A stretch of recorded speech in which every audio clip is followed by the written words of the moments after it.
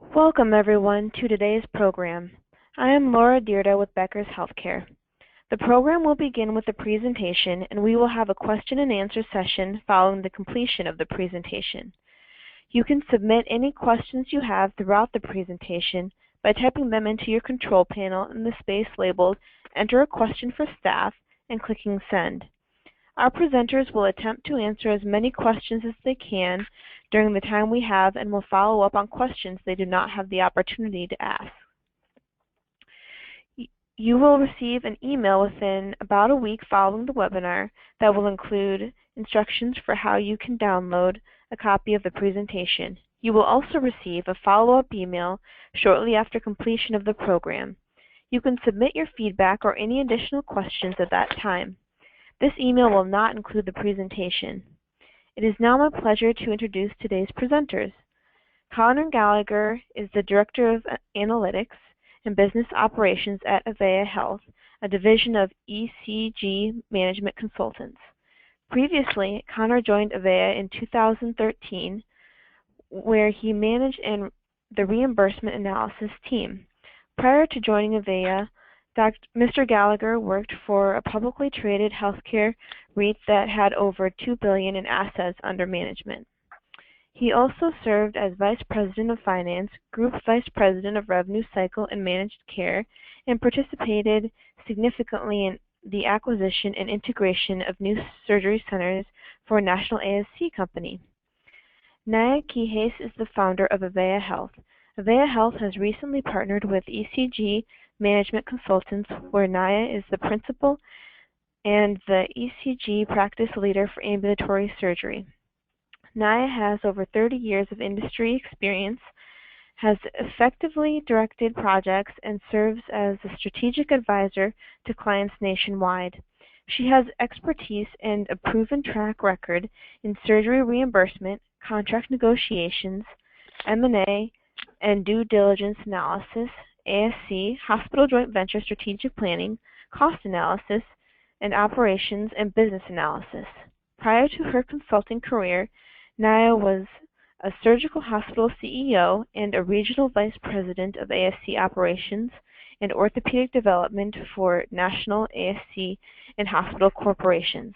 It is now my pleasure to turn the floor over to Naya Quijes to begin today's presentation. Great, thank you.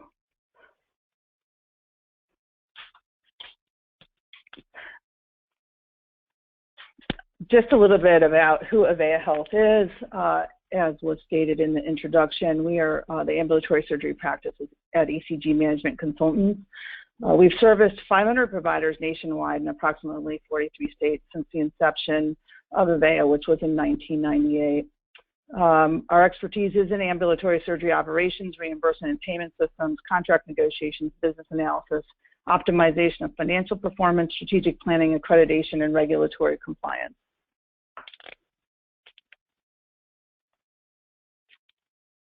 One of the important factors about having client locations all over the country is nuances of payment systems vary across the United States. And some of what we're going to talk about today, about what we're going to talk about today is how those payment systems impact and have implications on regular charge master review and how you have to be looking at your contracts relative to that. So the vast and depth experience across the country is a very critical component of how and why these things are constantly need to be looked at and are constantly changing.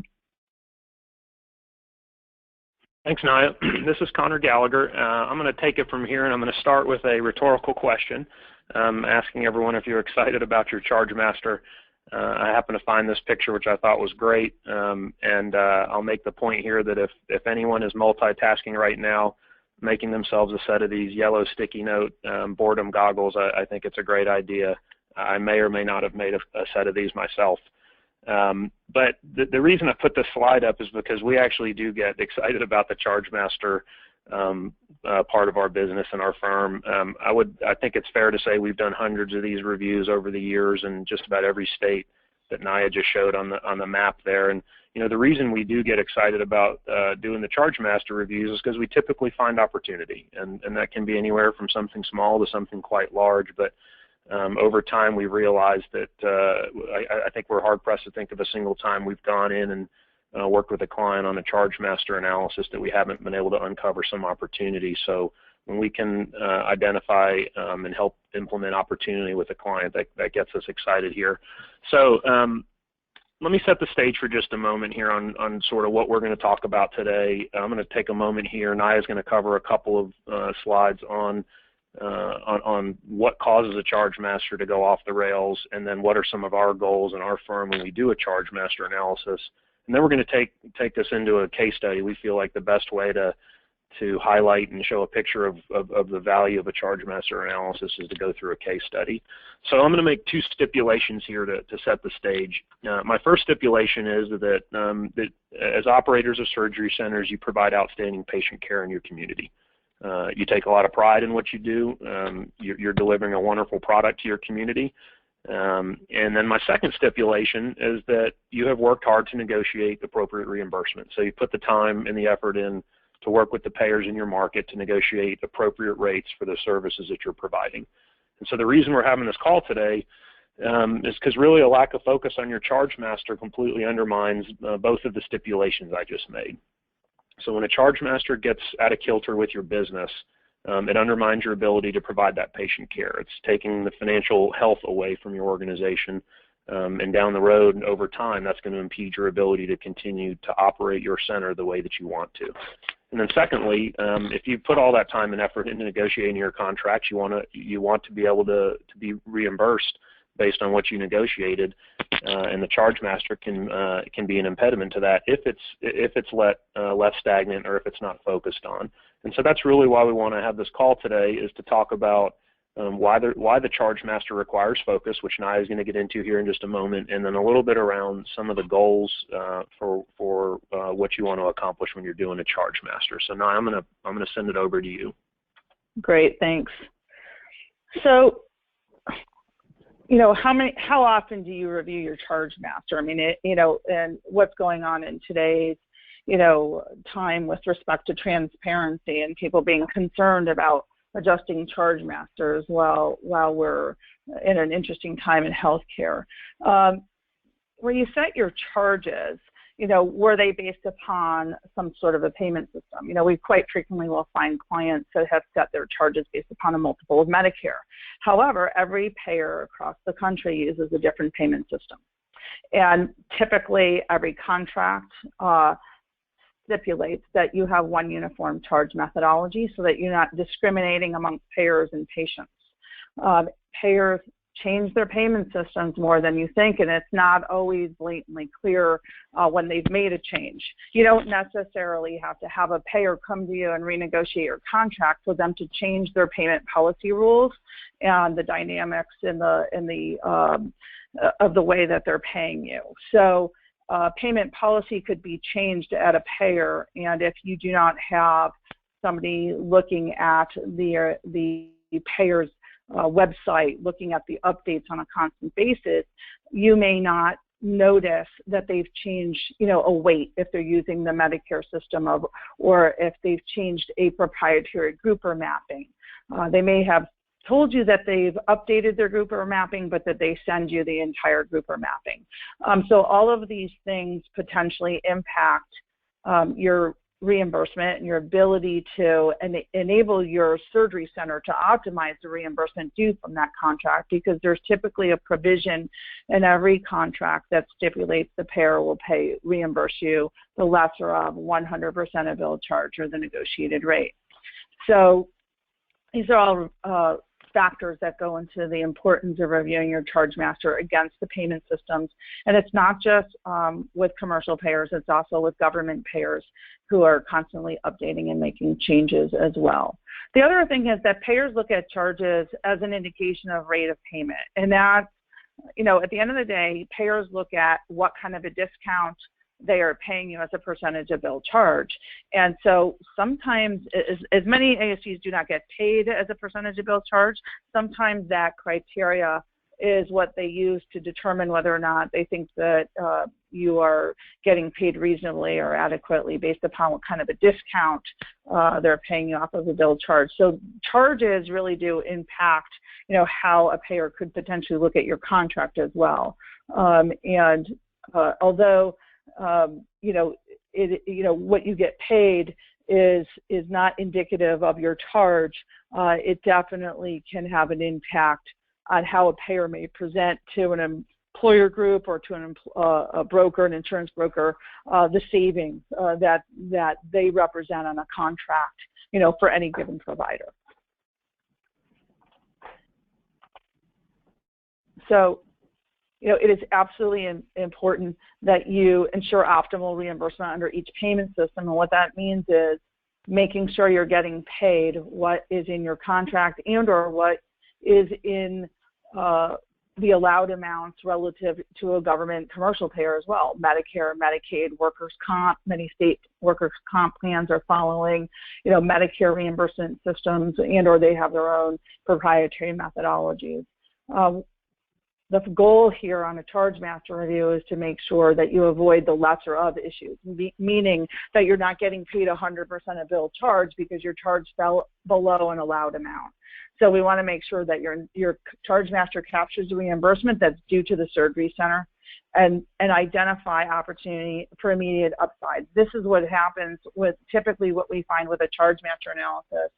I'd have to say with the hundreds of these that we've done, 98 to 99% of the time we find a surgery center that as a result of the payer's change in the payment system or Medicare making a change in the payment system or the weights, that there is an opportunity that the surgery center potentially has lost money and gotten paid 100% of bill charge rather than the allowed amount.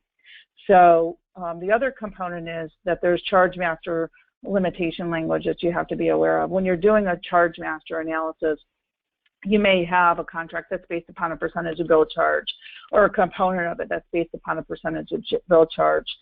Charge master limitation language may be in place in your payer contracts, and it's absolutely imperative that that language is reviewed because there may be criteria outlined in the language and stipulations that disable or do not allow you from doing more than a 4 or 5% increase, let's say. However, if you do exceed that charge master limitation, then you have to make an adjustment in the contract, or the payer reserves the right to make an adjustment in the contract. So it's important that you're looking at charge master limitation language if it exists in your contract. And then most importantly is to be looking at your charge master on a regular basis. And if you renegotiate, especially if you renegotiate a payer contract and they've changed the payment system or they've changed the methodology, or you've gotten a significant change in your rates, you spent, as Connor said previously, you spent a lot of time and a lot of hard work to restructure a contract or renegotiate a contract. And if you don't capture the revenue that you've negotiated, that's an unfortunate loss that we're trying to prohibit or eliminate by doing a charge master analysis. So with that being said, I'll turn it back over to Connor. Thanks, Naya. So we're going to jump over into an Excel analysis, and I think I've blown up the size of the file large enough for everybody to see. But if you can't see it, maybe drop a comment into the comment box there in your control panel, and we'll see if we can't rectify that. So what I'd like to do is I'm going to start, and I'm going to walk you through the mechanics of what we do. And what you're going to see is we put a lot of data into this. We believe in sort of bracketing in the charge master analysis with as much data as we possibly can get. Some of it public data, some of it data that's specific to the client that we're working with. And so I'm going to relatively quickly walk through the mechanics of what we're doing, and then I'm going to turn it back to Naya so Naya can draw out some of the sort of the key components and some of the real drivers of the analysis, and then in this particular case study wrap us up with a little bit of the impact of how this one turned out. And so the tab you're looking at right now is obviously public information. So this is the HOPD cost, which obviously changes frequently, but we go download this every time it changes and we bring it in. And so what we want this for is we want to try to calculate the estimated ASC cost by procedure using I think what ends up being a pretty dated General Accounting Office study that was done a while back that essentially came out with ASC costs being roughly 84% of the HOPD cost. So we want this in there so we can do some cost benchmarking. I'll also mention that if we have more specific data, particularly around higher acuity types of procedures that center specific that we can get from our client, we'll bring that in as well. But this is a good place to start. The next thing we bring in are the HOPD rates. Same thing. We're going to area adjust these, so we want them specific to the market that we're looking at, and we're going to look by code at what the CMS is paying in the outpatient space in the hospital. Next, we like to bring in this device offset, which Naya is going to speak to here just for a minute, not to get too technical, but we do separate out device-intensive codes. As you can imagine, with that much of the procedure rate coming from the cost side of the equation, it's important to give those particular procedures a little bit of special attention when you're setting your charges.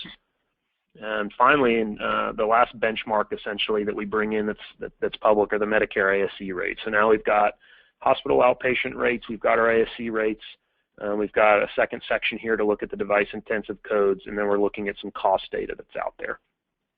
Moving on, we get the fees, so we want to know what the current fees are because we're going to benchmark if we make a recommendation, how much of a change is it, and try and make sure that we're in the right ballpark here and we're setting reasonable fees for the services being provided. This sheet's pretty important, so we look for a lot of data. So we want to know by payer, and you can see that we've obviously blanked out and we're calling it payers numbers 1 through X. We want to know what types of procedures you're doing. We want to know what position you build them in, and we want to know which payer you build it through. And so we're gonna wrap all this into our analysis so we can make sure that when we set the charge for a particular procedure that we're covering all the bases for all of the payers. We likely don't go down into some of the very small payers. We're going to look at the big payers, especially the ones where we are assuming they're going to be driving the highest rate. And so it's not that we might not do 12, 15, 20 payers, but maybe keep it up around the 5, 6, 7 payer level just to make sure that we're really hitting all the big payers. And I'm going to show where all this comes together here in just a moment in our analysis sheet. We want to look at the payer mix, so we roll up a payer mix because we want to understand, as I just mentioned, who are the big drivers in the facility, who do we think is probably the highest payer, so we can just pay particular attention to the payers that are probably driving the highest rates. These next two sheets, as everyone's well aware, with the number of spine and total joint procedures that are becoming eligible in the ASC space, but not necessarily made it onto the Medicare rate list yet, but some of the commercial payers are paying for them. We've set up some of our own internal rates for both spine here and then also for total joint. Good starting place for us to put a charge together, and then we wrap a whole lot of other things into it here, which you'll see in just a minute, but we want to make sure we're covering codes that are payable in the commercial side of things, but maybe not necessarily making it through on some of the government payer side of things. The next step we do is we want to isolate out the percentage charge payers. So this is just a kind of a quick spreadsheet that we put together to feed into our overall analysis, where we're identifying what percent of bill charge the particular payer is paying at. We want to know the treatment of implants for that payer. We want to be able to calculate the correct multiple procedure discounting, if any. And then most importantly, and I'm going to highlight in this section right here, as Naya mentioned earlier, we want to understand what kind of limitation language is in the contract. If it's in there, we want to list it here so that we can consider it in our analysis as we're looking at increasing fees to make sure that we don't violate a component of the contract that limits that increase. As you can see in this particular example, this payer has a 4% annual increase with a 30-day notice. And then obviously noting that if you increase above 4%, they're going to want to go back and retroactively adjust that percent of charge paid so that they can get back to neutral. And then for as many payers as we end up bringing into the analysis, we're going to go and we're going to bring in the full fee schedule by code. So we want to know, in this particular payer has a multi-year contract, and so we want to know each year what's the allowable amount by code. And then in this particular payer, same type of item. If there's any special circumstances, we're going to note it here, and we're going to identify the multiples. And so that brings me to the analysis sheet. So this is really where we do all the work. And I'm going to, again, let Naya take it from here in just a moment after I get through the mechanics, but I wanted to show you briefly where all this flows through and how we bring all this information together in order to work through the magic here. So I just happened to filter on some ENT codes, and we've got some proprietary roll-ups that we do to get to a specialty mix at a very low level. So these are some ENT, and as you can see, we're looking at the CPT. I'm just going to slowly sort of work my way across. This particular case study facility had an existing charge. We're mapping in from those other areas that I just walked through the HOPD rate, what that HOPD cost is, and then we get into the payer sections. And so I'm going to scroll here, so bear with me, and I'm going to get over to the payers here. So you can see we've got multiple payer sections. So we want to know what is Medicare paying for this procedure? What's the variance to the existing fee? And then we're bringing in the volume so we can see what volume was done in what position, so we can calculate, taking into consideration multiple procedure discounting, what would this particular payer have paid for this procedure, and then based on your existing charge, is there an impact? Are you losing money? Are you leaving money on the table, et cetera? Payer number one after Medicare, 3 years worth of rates, so we want to evaluate against all 3 years. While we do recommend routine review of the charge master, if you have a multi-year contract, it makes total sense to go ahead and get your charge ready for that 3rd year, unless there's some other extenuating circumstances, but that way you at least are ready for the high water mark on that particular contract. So if I scroll across here, once we get done loading in the payer information, we identify the maximum contract rate. We want to identify if there's a variance to that rate, and then whether that existing fee is adequate, which Naya is going to touch on here in a minute. We want to identify the source of that max fee. Where is it coming from? What's the driver? And then this is really the section where we do, I guess you could call it the real math. And this is driven by this section up here where we have different inputs, so bear with me. Different inputs that we can plug in based on different parameters to try to sort of zero in on what's an appropriate fee based on what is acceptable in the market relative to what we've seen sort of in that market, what is acceptable based on your highest contract rate, et cetera. And once we get through that, and bear with me while I scroll, we come up with a recommended fee. And as you can see, this first section that we're showing, most of these fees were adequate in the small section here, but you can see one right here, which I'm not going to get too deep into, but you can see this particular code, we were recommending an increase.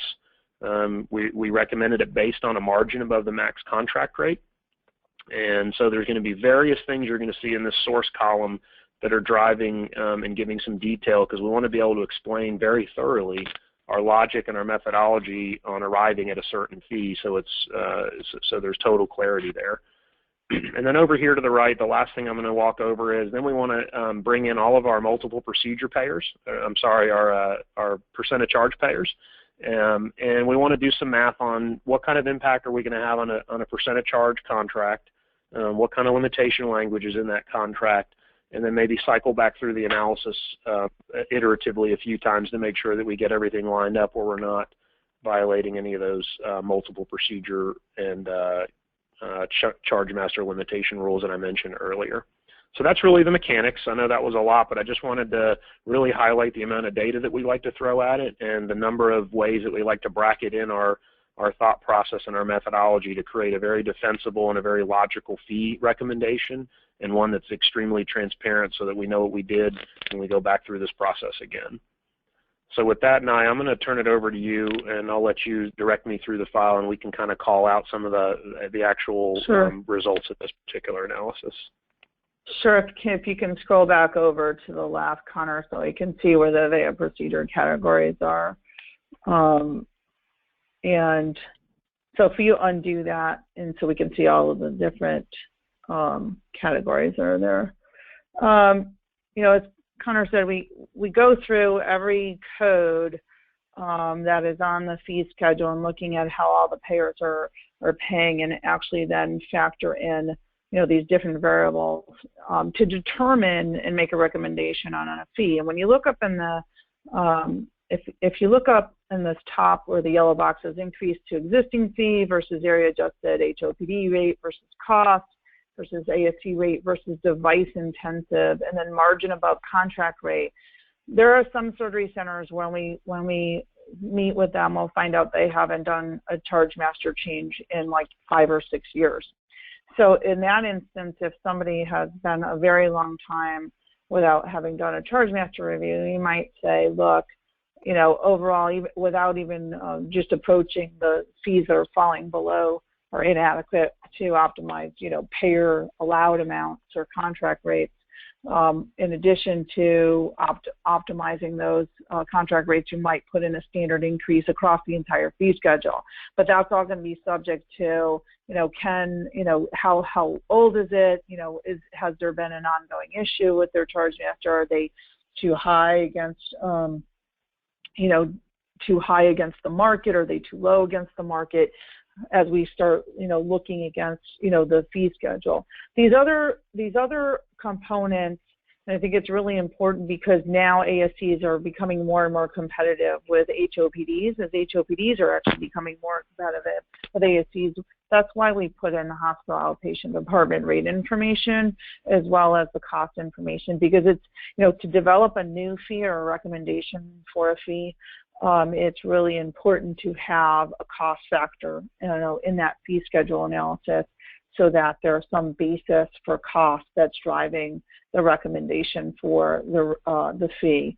And then, you know, we look at, again, as Connor said, the market and, you know, what level or what threshold are we going to put in there, you know, of a percentage of Medicare versus device intensive, which we break out. So if you flip back over to the device intensive tab, Connor, for device intensive codes, and Connor touched on this a little bit, are codes that are classified under the outpatient prospective payment system that actually include the device. And there's a device offset percentage that you'll see there in column E. And what that device offset percentage is stipulating is that that percentage of the cost of providing that service, that procedure, is attributed to a device. And so it gets flagged as a device-intensive code. And an ASC and an HOPD actually get the same allocation for the device-related portion, which is in column K. And so that device allocation is really attributed, that component is attributed to the device, where the procedure-related portion, which we break out, we do the math to break it out based upon how the payment logic works, is attributed to, let's say, the facility fee. When we look at this separately, we're careful about what the math is on this, because if you take the multiple up too high on device-intensive codes, you're driving up a CPT code that might have a very expensive implant allocation or device allocation. So if you look at, you know, some of these cardiology codes, you know, there's a $20,000, you know, 15 or 20,000 device-related portion. So if you were to use, you know, 4x that, all of a sudden you're driving just the device portion up, you know, by a significant amount of money. So we're sensitive to the device intensive codes, because as we know, some commercial payers include implants in their fees, and some commercial payers have you bill them separately. And anybody who's on the outpatient prospective payment system, the device is included, you know, for those device, especially for those device intensive codes, but the devices and the implants are included in the reimbursement. So we try to control for that, and we're sensitive to it, because when you're doing a recommendation or adjusting a fee, understanding whether or not the device cost is in the allocation is really important, because it can really drive the value. So kind of if we go back over to the analysis tab, and can we just flip over to, so when we go through this fee schedule analysis, as Connor said, we look at the CPT and the volume and the position of where those codes were billed historically, you know, maybe prior year same-store sales in a particular facility. And the reason why we're looking at each position of the CPT code, and then you'll see, like under the area, you know, area adjusted Medicare, you know, if there's a 150/50, you know, level of reimbursement, it's controlling for whether or not those codes are allowed, at a 50% reduction, so that when it's calculating the financial impact, it's controlling for the position of the CPT code. So if we scroll all the way over, Connor, to where we see whether or not a fee is adequate or not, there's a column that shows that, I think. Let's go to the right, and let's click on the ones that say no. And if we go, I think back over to the left is where we can see if it's where the red starts showing up. So every time you see the red numbers and you go scrolling across, you'll see where a fee, let's find one where there's, payers that are falling below the allowed amount, or the charge is falling below the allowed amount. So can we scroll down and find one of, well, that's a graph. Do you not want to look at this one, Naya? Yeah, not a graph. I would look further down. Well, the graph is allowed, and there you've got another one. But those are not, it's going to go there. There's a couple. Wherever we have the red, there's one that's got it in multiple places. That's a good one. So, when you look at, well, that's a total disc arthroplasty, but clearly there is some payers in this particular facility that they have a negotiated rate that's higher than their charge. Their charge is $14,000, but you'll see payer number one reimbursement rate or allowed amount is $22,000. So if they were to have performed that case with that payer, this surgery center potentially would have lost $8,300. So you'll see how it's capturing. Unfortunately, they didn't have any volume with this payer, but what the fee schedule analysis does is then ultimately prevent you from losing money with any given payer when you have an inadequate fee, because it's capturing the inadequate fee. You've got to have one uniform charge. So at the end of the day, it's basically taking what is the maximum value across all of those payers and all of the variables that we've put in to test the fee, and then saying, where does this fee, their current charge measure, and where is the highest level of reimbursement that's allowed, and it's looking at, you've got to at least get the fee above that. When you look at the row 9 in column A, Connor, where it says the percentage above the maximum value, we set this particular fee schedule to 15% because we didn't want any recommended new fee to ever be below 15% above the maximum contract or allowed amount, we should probably say. If you make it exactly the same, you're inevitably going to fall below again, and it won't take very long for that to happen, especially if a payer is changing their payment methodology. Sometimes we'll go higher than that. That's actually a very conservative number. It just depends on how frequently a surgery center has done a charge master adjustment, and if their payers have been changing their payment systems on a regular basis. So this particular surgery center, I think Connor showed you some charge master limitation language earlier, actually has some payers that compensated at a percentage of billed charge. Now, when you have percentage of billed charge payers, they quite frequently have charge master limitation language, which basically prohibits or limits how much you can increase the charge master. Can we go back to that charge master limitation tab, which shows some of the language? We have examples of language in there.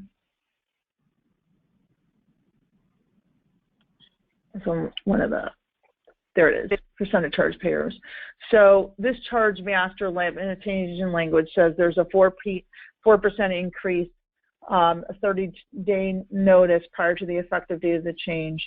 If you were to go above 4%, then potentially that 58% of billed charges gets readjusted down so that the payer doesn't realize any more than a 4% increase. So then you have to reconcile with them pretty much a new rate for that contract they'll allow 4% to flow through, but not anything more than that. So depending upon how much the overall increase is on this charge master, you might see that 58% of bill charges get reduced to 55 or 52 just because the payer is only going to allow you to realize a 4% increase on your charge master per year. But with that being said, we'll get some surgery centers that have percentage of bill charge contracts, and they'll miss a year without even doing that 4% that's allowed. And they're expecting you to do at least a 4% charge master increase. Otherwise, it wouldn't be written into the contract. So I think we've gone through kind of the details of how the charge master analysis works, but there's a lot of information that's in here. And when you renegotiate contracts, especially when a payer changes the payment system or changes the weights or changes, the methodology, it's absolutely imperative that you run back through a charge master review to make sure that you're going to capture the new reimbursement that is due to you from that new contract. And as you can see, there really are no two payers that compensate surgery centers exactly the same across the United States, and that's why it's really important to be looking at your charge master relative to the payment systems and payment logic that exist both with the government payers as well as the commercial payers. So I think one of the things that is insightful from this charge master analysis, and we'll get here in a minute on an impact, is the charges that you have to do. This surgery center has clearly many codes that are falling below.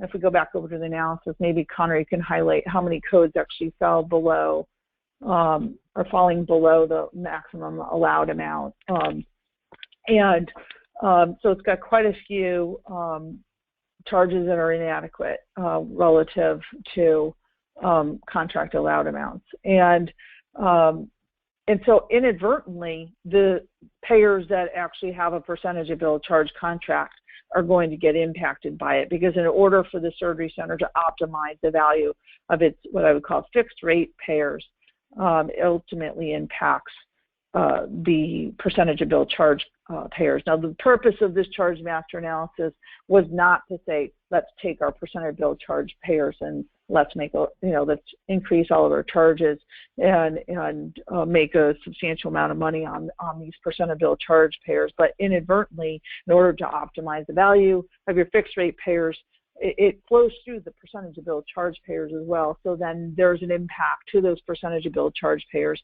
And if they exceed those charge master limitations, then you have to reconcile with them. So with that being said, Connor, let's flip over to the impact analysis and what happens with this particular case. So you'll see here on the top of this impact that this surgery center on fixed rate payers, if you were to redo, all of these cases again today, this surgery center, based upon the period of time that this was evaluated on fixed rate payers, basically had inadequate fees that resulted, in potentially an $81,000 loss, because their fees were below fixed allowed amounts. And when you scroll down to the bottom half of this, we've got all the percentage of bill charge reimbursement. And so you've got percentage of bill charge payers that if you were to push through the rates that are needed or the charges that are needed to pick up that $81,000 from fixed rate payers, just looking at the percentage of bill charge payers, that would have a $360,000 impact on percentage of bill charge payers. However, there's charge master caps, as we just talked about. So then we control for that. And with the charge master limitation language and having to resolve with those percentage of bill charge payers and be in compliance with those contracts, it's really just going to flow through $176,000 on those percentage of bill charge payers. But the point being is, not to lose out, on that $81,000 of fixed rate payers, and then at the same time you're going to pick up what's allowed on your percentage of bill charge payers. So prior to controlling for the charge master offset limitation language, that if you didn't have the charge master offsets, this charge master analysis yields $441,000 of improvement. But with the charge master offset language and being in compliance with the contracts, this by implementing charge master changes to optimize the value of those fixed rate payers. If this surgery center does the same store sales in a following year, the value of this charge master analysis was about $258,000. So it's quite, it's obviously very meaningful and very important that the charge master is looked at on a regular basis, especially when you've got both government and commercial payers that are one, operating under different payment systems and different payment logic. The other thing that comes into play is if you're a surgery center and you've changed your case mix significantly, your charge master may have been okay, when you were an eye center with ENT, but now you've added orthopedics. And so now you've got contracts that address that, and is your charge master going to address with respect to your contracts, adding new services as well. So that's another reason why, if you're changing or adding new services, it's really important to be looking at your charge master relative to your contract.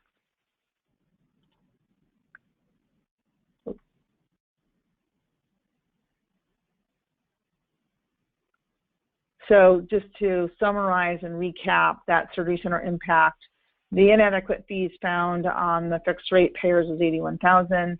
The revenue that flowed through to the percentage of bill charge contracts with controlling for the charge master limitation language was about $177,000 for a total value of $258,000. So, the inadequate fees created lost revenue that were due per the contract of the surgery center. It's important that charge master methodologies and practices are uniform across all payers so that you're not discriminating against payers.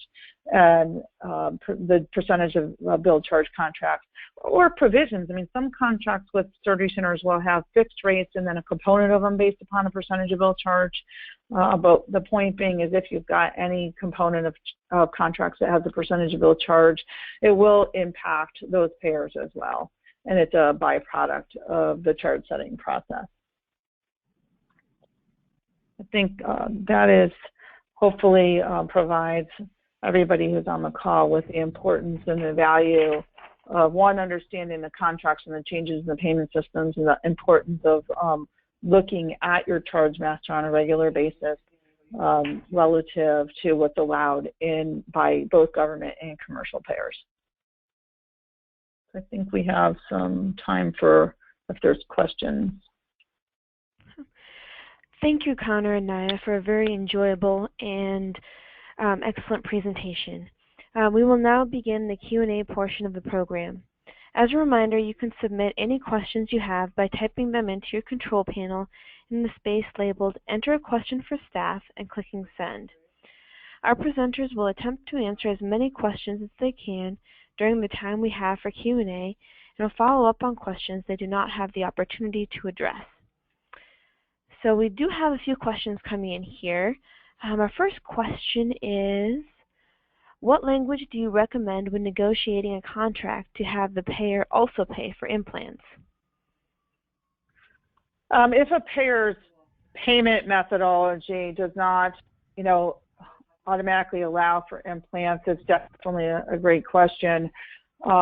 There's a multitude of different types of implant language you can add. It typically, one is if the payer agrees to add language or add coverage for reimbursement and implants, you can structure it that it's based upon cost plus some margin above there. You do have costs associated with procuring that implant. If you can get it at cost plus 20% or cost plus 10%, that will enable you to get a little bit of a margin over to cover those costs for procuring the implant. Other times, payers want to not have to deal with the process of manually administering an implant claim or an invoice. So there's quite often where you'll see payers that are willing to do a percentage of billed charge on your implant, but then that implant, that language, say a percentage of billed charge equal to implant cost. So if you mark up your implants by a certain markup percentage, let's say you mark them up 2x, then you'll see a payer say, we want to pay you cost, so we're going to pay you 50% of bill charges. So the language on implant provisions is really the first thing you really need to do is ask the payer if they're willing to pay you on implants. What methodologies are they willing to pay you on? Is it based upon cost, or is it based upon a percentage of bill charge? Perfect. And then we have another question here, and you have only a few charges that significantly under the fee schedule. Can you increase only those few codes and not do an increase on the others as long as the overall increase based on volume isn't over 4%? And then this person also stated, we have a few high volume codes that are quite a bit below, but the majority are over. I'm having a hard time seeing the question. I'm sorry, can you repeat that question again? I'll Sure, take it, Naya. So sure. I think the answer is you can absolutely just adjust. You don't have to adjust every single code in your charge master, and Naya, feel free to jump in. But if you just need to update certain codes, that's an acceptable methodology. If you only have a few that are underwater, as if I understood your question correctly. Right, and that's actually what we're showing in the fee schedule analysis. The one thing I guess I didn't focus on is on one of the yellow cells, we had a 0% increase to existing fees. So that charge master analysis was only capturing fees that were inadequate. So it was finding the fees that were inadequate and addressing those fees because the rest of them were found to be adequate. So if you do, and we suggest that, if you feel like your charges are competitive for the market and you haven't had changes in reimbursement systems, you're just checking for those that are inadequate, then absolutely, you just make an adjustment to those. But I really wouldn't, every couple of years it's important to adjust your fees on a standard basis, just because of the fact that payers really do quite often measure your contract rates relative to your charges. So if you're getting increases in your contract rates and you have an escalator in your contracts, the gap starts to fall, and they'll come back and say, if charges are really a function of cost, why aren't you doing any kind of a standard increase? So those are things to keep in mind because eventually it could catch up to you. Absolutely, absolutely. We do have another question here. How does the cost plus reimbursement fit in this model? With respect to implants, the model is not measuring. This model is not measuring implant costs. If you've got payers that are paying you implants in addition to your charges, then you'll be billing those implants separately. So we were assuming this charge master analysis is at the T level. This is not an implant charge master review. So. Absolutely. And just a reminder again to the attendees, we have time for a few more questions, and you may submit your questions by typing them into the space on the control panel labeled Enter a Question for Staff and then clicking Send. The next question we have is, are the opportunities for fixed reimbursement payers embedded in the lesser of language contracts only? Actually, I'm not sure I understand. Yeah, damn it. Language contracts only. Well, it's not just contracts. I'm not. This question's not 100% clear, but the lesser of language actually also applies to Medicare. So it's not just contracts. And if you've got charges that are falling below Medicare rates, even at the 50% reduction level, and Medicare has some codes that don't get reduced, and some, because Medicare actually has CPT codes that are not subject to multiple procedure reductions. But if your charges even cut in half, fall below half of Medicare, we actually found this in an eye center that was not charging a secondary code high enough on Medicare, and they were losing money on Medicare. So this is not just unique to commercial contracts. It's any, fixed rate payment methodology. And you've got to, set that new recommended fee above the highest, fixed rate contract value or payer value, allowed amount. Absolutely. All right, well, the next question we have is, do you find that ASCs specializing in endoscopy have charge masters that change much from year to year? I would on endoscopy centers. You know, again, it's all depend. I mean, I would say that, you know, they probably are not changing as much as a multi-specialty center, but it's all going to be driven on your reimbursement methodologies. And, you know, with add-on codes being bundled and bundling logic, it's important that you continue to look at the changes in your payment systems and your contract terms. I can't say we've done an abundance of GI-only centers. We've done a lot of surgery centers that are multi-specialty with GI. So I will not say that we have had, you know, a huge sampling of GI-only centers, you know, to draw from to make a blanket statement about, you know, overall do they do charge master reviews. So we quite often will see, you know, multi-specialty centers with a large book of business, you know, that's GI, and yes, they will adjust their GI codes along with the rest of the specialties. So, but I can't. And maybe just to add on to that, you know, you had mentioned earlier about double checking and being cognizant of what's going on with your payer reimbursement methodologies, and you know, it's worth mentioning that you know, frequently checking your payer websites is a valuable exercise. Oftentimes when you get a notification that a methodology is changing, or even particular to this question, if a particular code is moving from one group to another when the grouper system was updated, a lot of times that doesn't come out with big headlines. It's going to be in a newsletter or an email, or maybe a letter that gets sent to the facility and gets misplaced. And so really keeping on top of the payer by looking on the websites and making sure you understand exactly what's happening with their methodology pays dividends in the end, because you can get ahead of some of these changes. Perfect. Well, I want to again thank our presenters for their excellent presentation, and for all of you for participating today. We look forward to having you join us for future webinars. This concludes today's program. Have a wonderful afternoon.